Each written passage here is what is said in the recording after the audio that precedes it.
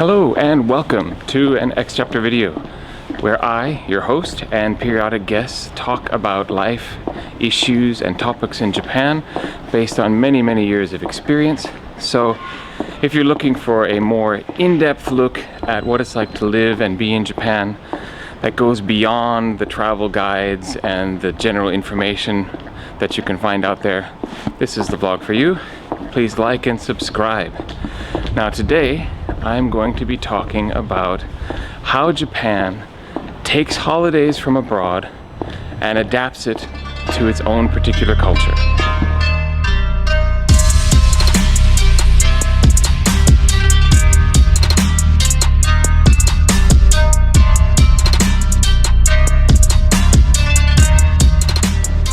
Alright, as you probably guessed, given the fact that I'm American and the date that this is being uploaded, I'm going to be talking about Halloween in Japan. How is it different than Halloween in America?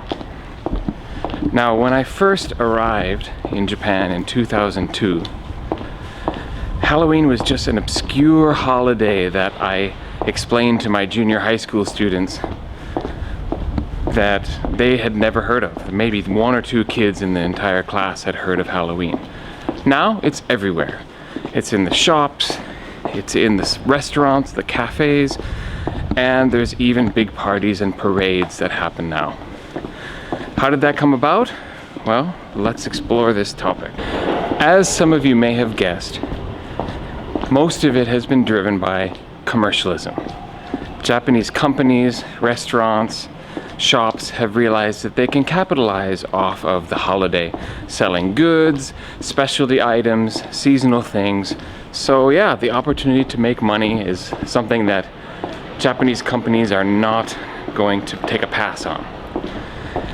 It largely started, at least how I noticed it, in the hyaku-en shops, or the so-called 100 yen shops, where everything costs about $1. They started selling basically simple decorations. Cafes started to use those decorations and began to spread more and more. And now, as I said, Halloween is everywhere. Kids have Halloween parties, trick-or-treating does happen, there's costumes, etc., etc.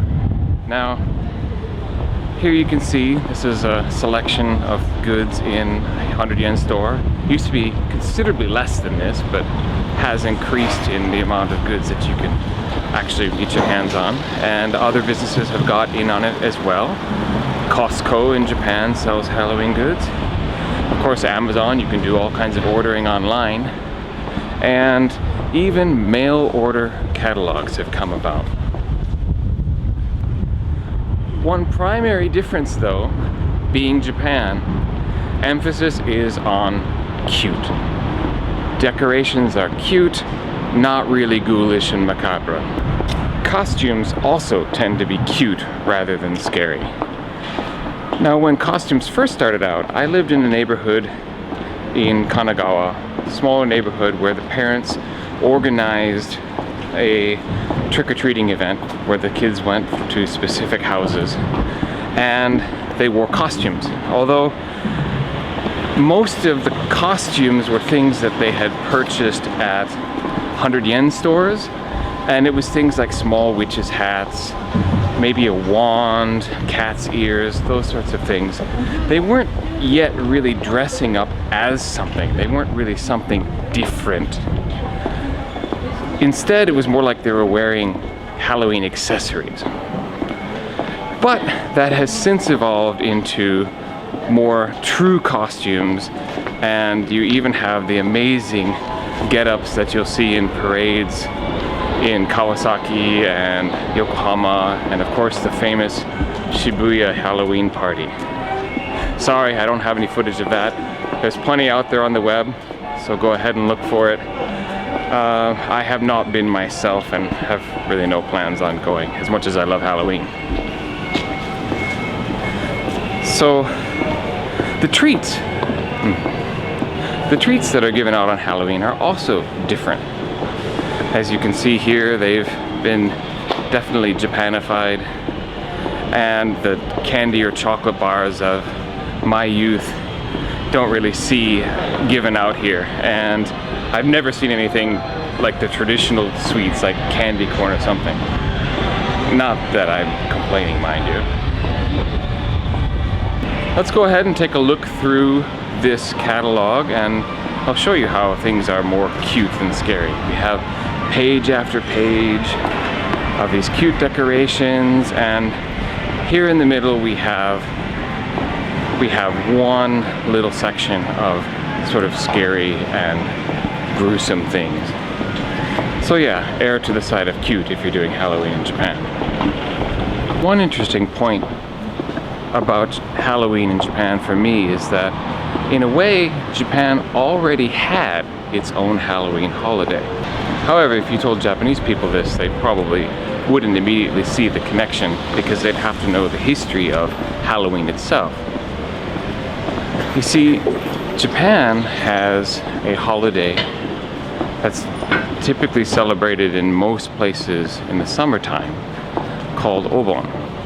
And during Obon, people return to where they were born or raised, and they prepare to welcome the spirits of their ancestors who return at that time of year.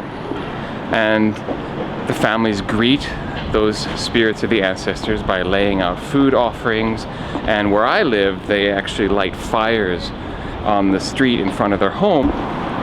They do this to guide the spirits back to their family. Now, the origins of Halloween are actually somewhat similar. In the church calendar, November 1st is All Saints' Day or All Souls' Day.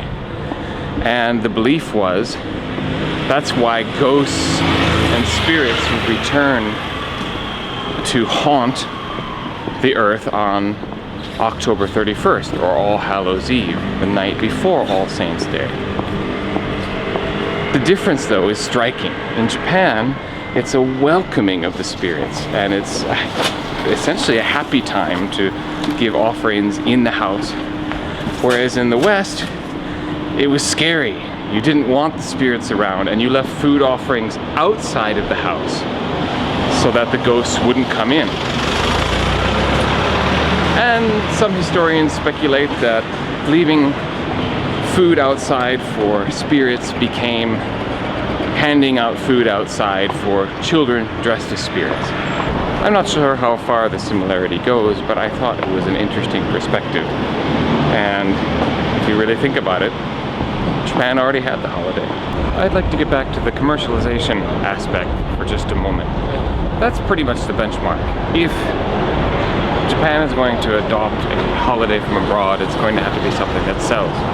So Christmas, there's Christmas in Japan, excuse to sell gifts. Also Valentine's Day and its accompanying day, White Day, which I'm not going to go into an explanation here, are essentially 2 days in which the companies can sell chocolate and candy and those sorts of things. St. Patrick's Day, nothing commercial, that's not going to be adopted. Basically, if it's something that can be marketed, it's got a shot. So, hence why Halloween has become a thing in Japan where it might not otherwise. But let me put it this way, I think it's a good thing. You've got kids that are enjoying dressing up and going around trick-or-treating, as that's becoming more and more of a thing. Adults get to go out and have fun at the Shibuya big party or join a parade in Kawasaki or other places. Or, you know, have Halloween parties in their home or neighborhood. There was a Halloween party in my neighborhood recently that was open to everyone, not just the children. So yeah, I think the adaptation and adoption is a good thing. One more small difference worth mentioning is you really don't see real pumpkins here. And the answer to why that is simple. There's no commercial growing of pumpkins here to sell for jack-o'-lanterns, so they're just not ubiquitous as they are in America. You will see them and you can buy them, but they're quite expensive. It's going to be something like 1,500 to 2,500 yen for a normal size pumpkin, so $15 to $25. That's a bit steep. So, in conclusion, is Halloween in Japan as big as it is in the US? Of course not. It's getting bigger and bigger, but it's still pretty much just the younger generations. The elder generations don't have anything to do with it, except maybe to put some decorations up in a shop or something. So, that's Halloween in Japan, how it's different, how it's the same, how it's been adapted. If you like this content, please hit that like button and subscribe if you want to get more content like this. Thank you for joining me on this video, and I hope to see you on our next one, coming out every week Friday. See you then.